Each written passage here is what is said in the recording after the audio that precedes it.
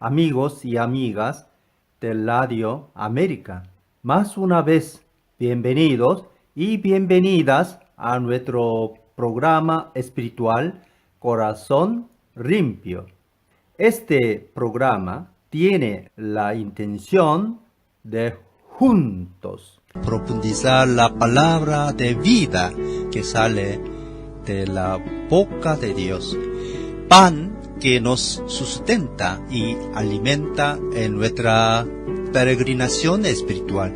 Por eso que a cada semana proponemos temas bíblicos para que a los pocos vayamos nos familiarizando con la Biblia, que para nosotros los creyentes es palabra de Dios inspirada y grabada en letras por una multiplicidad de autores y que llegó hasta nosotros para un gran número de testigos. Hoy iremos a reflexionar sobre un acontecimiento que encontramos en el segundo capítulo de Lucas, en los versículos de 25 a 32 y de 36 a 38, que nombramos de la larga espera de los ancianos Simeón y Ana, que está puesta en el marco de la presentación de Jesús al templo, como mandaba la ley de entonces. En el marco institucional del judaísmo había la purificación de la madre después del parto, la presentación de todo primogénito hombre a Dios en el templo. El pueblo judío, representado por Simeón y Ana, se encuentra con aquel que será la gloria de Israel y la luz de los gentiles. Los versículos que hoy iremos a meditar son parte del tramo de Lucas 2, 22 a 40. En el comienzo hay la presentación del niño Jesús delante del Señor, como prescribía la ley que decía: conságrame el primogénito de todo vientre. Míos son todos los primogénitos israelitas y todos los primeros machos de sus animales. Éxodos 13:2. Y la ofrenda como sacrificio que todos debían ofrecer para la purificación de la madre que había dado a la luz. Esta, cuando daba a la luz a un hijo varón, quedaba impura por 7 días, y al 8º día el niño debía ser circuncidado. Levítico 12, 2 a 3. Y cuando terminaba su periodo de purificación de 33 días, por un total de 40 días, debía ofrecer un sacrificio que consistía en un cordero de 1 año, o en un pichón de paloma o tórtola, según las posibilidades financieras de familia. Levítico 12, 1 a 8. Y después de la presentación en el templo de Jerusalén, donde José y María habían concurrido por las prácticas religiosas, encontramos las palabras asombrosas de Simeón a la madre, que prevén su sufrimiento, definido con el símbolo de una espada que le atravesará el alma a causa de este niño, que será, dice el texto, destinado a causar la caída y el levantamiento de muchos en Israel, y a crear mucha oposición, a fin de que se manifiesten los pensamientos de muchos corazones. Escuchemos el texto, Lucas 2, 25 a 32 y 36 a 38.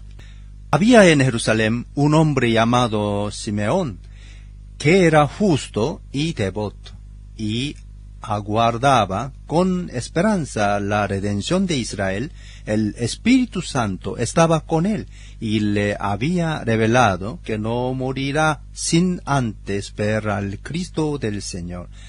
Movido por el Espíritu, fue al templo cuando al niño Jesús lo llevaron sus padres para cumplir con la costumbre establecida por la ley. Simeón lo tomó en sus brazos y bendijo a Dios.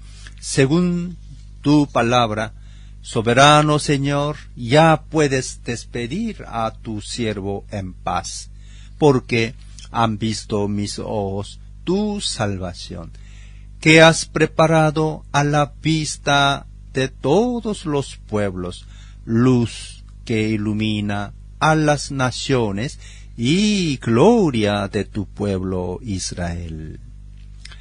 Había también una profetisa, Ana, hija de Penuel, de la tribu de Aser.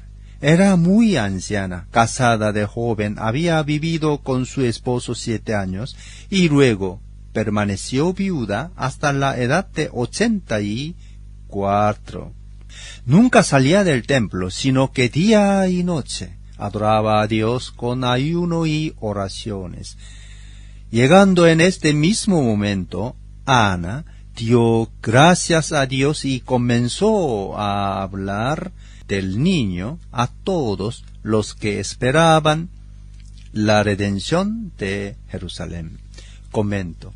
Es interesante ver cómo el evangelista Lucas, de todo el conjunto de sacerdotes, levitas y poderosos que se encontraban en Jerusalén, elige a 2 ancianos para acoger al que cambiará la historia del mundo. Más una vez Lucas quiere mostrarnos su predilección para los pobres del Señor y humildes, porque los que tejen la historia de la salvación no son los poderosos que, como profetiza Simeón a los padres, irán rechazarlo, sino los de corazón puro, que están abiertos a la novedad de Dios y a las maravillas que Él hace en todos aquellos que lo acogen con confianza. ¿Quién son Simeón y Ana? Simeón, que quiere decir el Señor le escucha. Dice el texto que era un hombre justo y piadoso, que esperaba la consolación de Israel. Es decir, era el representante de aquellos hombres que la Biblia llama de pobres del Señor, los de espíritu humilde, esperando el comporto de Israel. Alimentaba la esperanza mesiánica de poder ver al Señor. Por eso, movido por el Espíritu Santo, verdadero y omnipresente protagonista en Lucas, que le había revelado que antes de morir iba a ver al Salvador, va al templo y cuando los padres de Jesús llegan, toma el niño en sus brazos.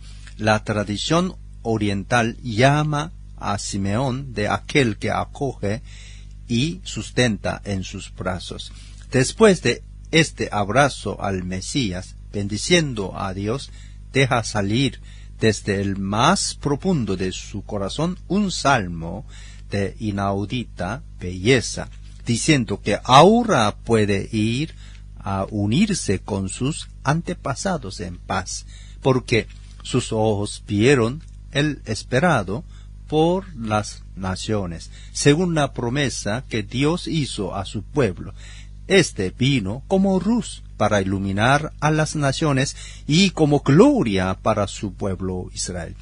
Este canto de alegría de Simeón es un saludo festivo a la aurora mesiánica que acababa de iniciarse en el Jesús. En el templo hay también otra figura importante, según el relato bíblico. Ana, una anciana profetisa que vive desde muchos años en el templo, sirviendo a Dios día y noche con ayunos y oraciones. Después de todos estos años de preparación al encuentro más importante de su vida, es decir, el encuentro con el Salvador y Libertador, su fe, afinada por su intimidad con Dios, percibe que en aquel niño llegó la hora de cumplimiento de su espera. Por eso empieza a dar gloria a Dios y a hablar del niño a todos los que esperaban la liberación de Jerusalén. Estos dos ancianos esperaron toda su vida de ver al Salvador. Cuando lo encontraron, ya estaban prontos, con gozo y alegría para pasar del mundo, para unirse con Dios. El encuentro con el Salvador es misión de todos, mucho más importante que buscar una vida cómoda. La espera y el cumplimiento. David, cuando tenía una vida victoriosa, no tenía mucha relación profunda con Dios, pero después de su pecado con Betsabé y que mató al marido de ésta, se convirtió.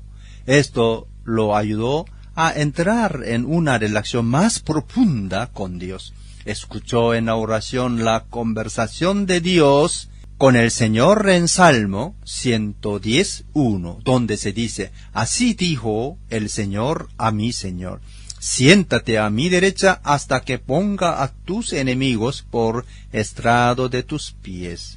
David estaba esperando la venida del Mesías, porque esto fue profetizado por Mesías en Deuteronomio 18:18, donde se dice que el Señor suscitará en medio de los hermanos otro profeta como Moisés. Dios pondrá en su boca su palabra y él hablará todo que Dios le mandará. David experimentó el sufrimiento del Mesías, como leemos en el Salmo 22:1 y 17-18. Dios mío, ¿cómo me has abandonado? Eli lama sabachthani. David escribió este salmo contemplando al Mesías en la cruz, en una visión. Pese que vivió casi 1000 años antes de la crucifixión de Jesús, David, después de su pecado, cayó en el dolor, pero Dios le rescató, le bendijo y le devolvió en el trono. Esto también es motivo de aliento para nosotros, porque no importa lo que hicimos, si reconocemos nuestro pecado y nos convertimos de verdad, Dios nos devuelve su bendición, porque Él no rechaza a un corazón humillado y contrito. Jesús en Marcos 12:35, si David mismo le llama Señor, ¿cómo puede ser su hijo? El hablar de descendiente de David, es decir, que el Mesías iba a venir en la carne. En el Salmo 40:6-8 se dice: Dios preparó un cuerpo para el Mesías que iba a venir. El mismo se dice en Hebreos 10:5-7. Isaías 7:14 nos dice que la Virgen dará a luz un hijo y llamará su nombre Emmanuel, que quiere decir Dios está con nosotros.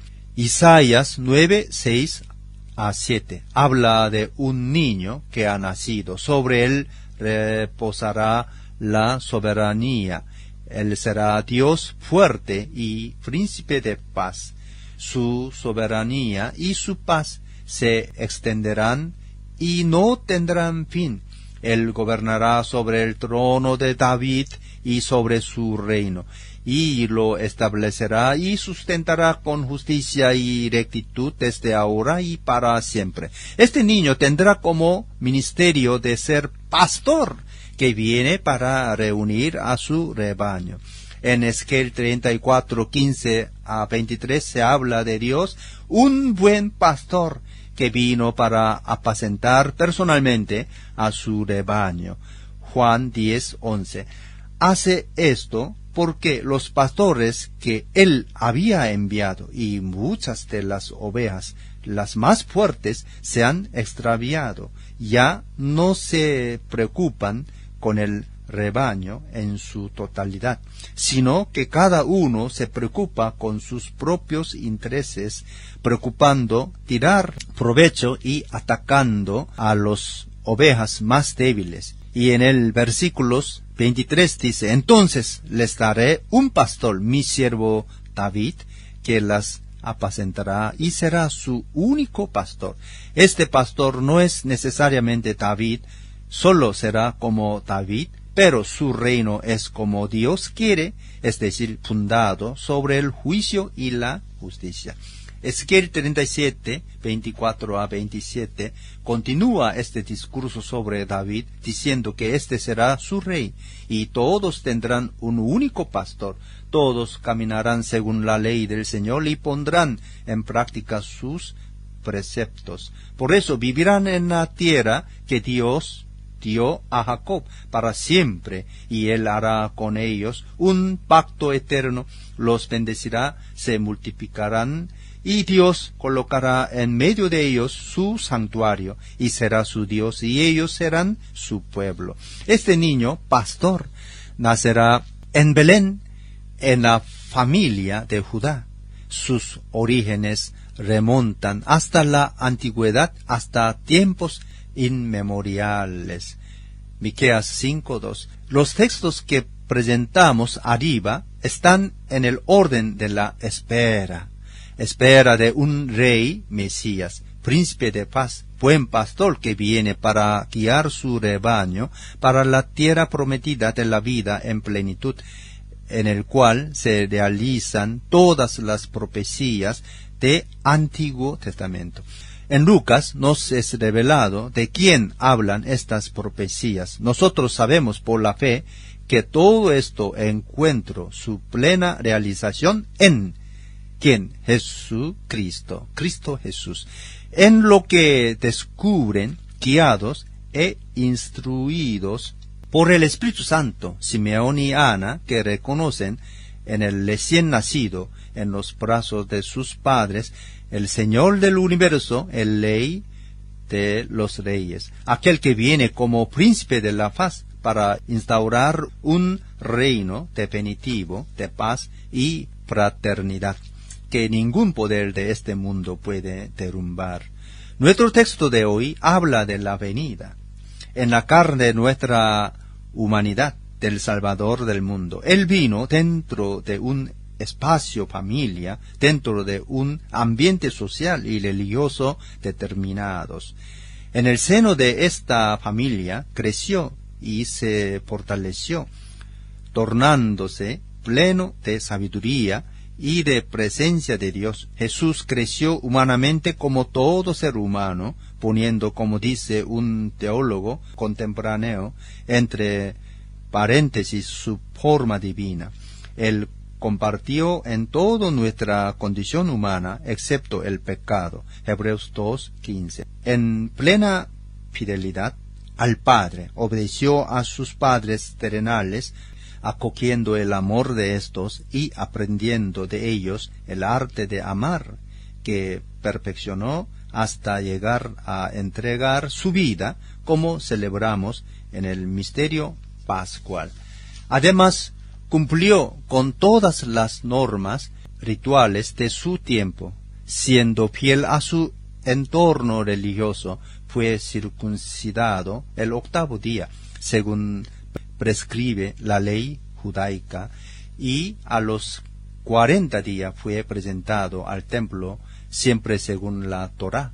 Todo eso lo volvía miembro de su pueblo, el pueblo elegido, humanamente capaz de pertenecer a la alianza y de recibir las bendiciones. Pero no es rescatado con dinero, como los demás, porque será Él que rescatará a la humanidad toda. Marcos 10:45, Mateo 20:28. Él es santificado conforme a la ley, solo humanamente, porque es reconocido santo, como el ángel dijo a su madre en Lucas 1:35. Todo eso quiere decir que Jesús entra en el templo como Señor, como leemos en Malaquías 3:1b. De pronto vendrá a su templo el Señor a quien ustedes buscan, vendrá el mensajero del pacto, en quien ustedes se complacen. Simeón y Ana reconocen todo esto. Dos pobres del Señor, miembros del resto de Israel, remanente que confía en el Señor. Como dice Sofonías 3:12-13, dejará un remanente en medio de ti, un pueblo pobre y humilde. En el nombre del Señor se cobijará el remanente de Israel. No cometerá iniquidad, no dirá mentiras, ni se hallará engaño en su boca.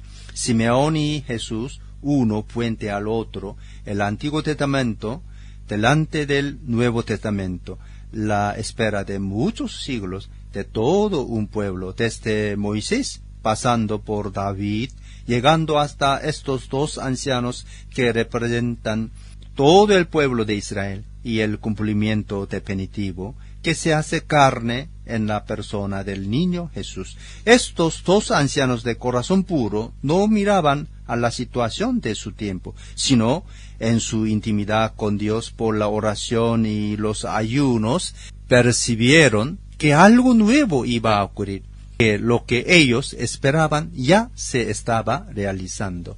En Filipenses 3:20 se dice que más nuestra ciudadanía está en los cielos, de donde esperamos el Salvador, al Señor Jesucristo. Él transformará el cuerpo de la humillación nuestra como el cuerpo glorioso de Jesús, mediante el poder con que somete a sí mismo todas las cosas. Simeón también revela a María que frente a este niño hay que tomar posición, aceptar o rechazar la luz que él trajo para ausentar las tinieblas de la humanidad. Juan 1:4-5. Simeón y Ana, repletos de espíritu, con el corazón lleno de alegría, comparten esta buena noticia de la salvación con todos. Nosotros también debemos acoger con humildad y confianza el testimonio de estos dos ancianos y también meditar sobre la obediencia de los padres de Jesús a la voluntad de Dios, para que aprendamos a expresar el deseo del encuentro con el Señor de nuestra vida. Jesús, presentado en el lugar más sagrado del pueblo de Israel, que es el templo, acogido y bendecido por dos piadosos ancianos, ya no pertenece solo al templo, sino a toda la humanidad. Él es patrimonio común de cada hombre y mujer que, sediento, continuamente busca y nunca para de soñar, seres que con el corazón abierto a las maravillas divinas saben ver más allá, como estos dos ancianos, y encantarse delante de un recién nacido, reconociendo en él el esperado por las naciones. El Espíritu reveló a Simeón que no iba a morir sin ver al Mesías, y estas palabras fueron escritas para que nosotros también pudiéramos leerlas y alimentar nuestra fe y espera. Dios hace maravillas en todos los tiempos, porque Él es el Señor del inesperado. Solo hay que hacerle confianza y mantenernos despiertos. Como cristianos, no podemos perder la esperanza, ser como aquellos que ya no esperan más nada, de ojos y corazón bien abiertos. Debemos esperar la luz que fue preparada para todos los pueblos y que continuamente viene a todos aquellos que quieren acogerla. Amigos y amigas, llegaron al final de nuestra meditación odierna. Somos llamados a levantar nuestros ojos para nos desprender de las cosas de la tierra y para mirar a las cosas del cielo. Como David experimentó el sufrimiento de Jesús en la cruz a través de su dolor por el pecado cometido, así Juan el evangelista, exiliado en la isla de Patmos por su sufrimiento, experimentó la gloria de Jesús y nuestra transformación final en la nueva Jerusalén celeste, es decir, el reino de Dios, donde no habrá ni violencia, ni corrupción, ni policía, ni cárcel, ni armas, ni ejércitos, solo el amor que nos une a Dios y entre nosotros. Apocalipsis 21:4, 22:5. Nosotros también no tengamos miedo del sufrimiento, porque se lo vivimos unidos a la cruz de Cristo. Él permite de profundizar nuestra espiritualidad, entender los sufrimientos ajenos y participar a la redención de Cristo. Nuestra gloria no está en la posición social, en las riquezas o en el poder que tenemos, sino en Cristo Jesús. Como la luna refleja la luz del sol, nosotros somos llamados a reflejar en nuestra vida la luz de Cristo que vino para iluminar a todos. En Filipenses 1:20 a 25, Pablo dijo que ya no se importa de vivir o morir. A él le gustaría de abandonar este mundo para estar con Cristo, pero no sabe por qué. Por el otro lado, quiere continuar a vivir para servir a los demás, y termina escribiendo desde donde estaba preso, diciendo que sabe que continuará con ellos para su provecho espiritual. Pablo sabía cuando llegó la hora de su muerte y ya estaba preparado. Como leemos en 2 Timoteo 4:6, el tiempo de mi partida ya ha llegado. Simeón también, después que vio y abrazó al niño Jesús, él dijo, bendiciendo a Dios: según tu palabra, soberano Señor, ya puede despedir a su siervo en paz, porque han visto mis ojos tu salvación, que has preparado a la vista de todos los pueblos, luz que ilumina a las naciones y la gloria de tu pueblo Israel. Cuando hemos visto la luz del Señor, cuando hemos hecho la experiencia de su presencia y su amor, ya no importa la cantidad de vida que tenemos, si nuestra vida es larga o corta. Lo que importa es la calidad de nuestra relación con Dios, la capacidad de amar a todos, porque en el fin de nuestra vida seremos juzgados sobre el amor.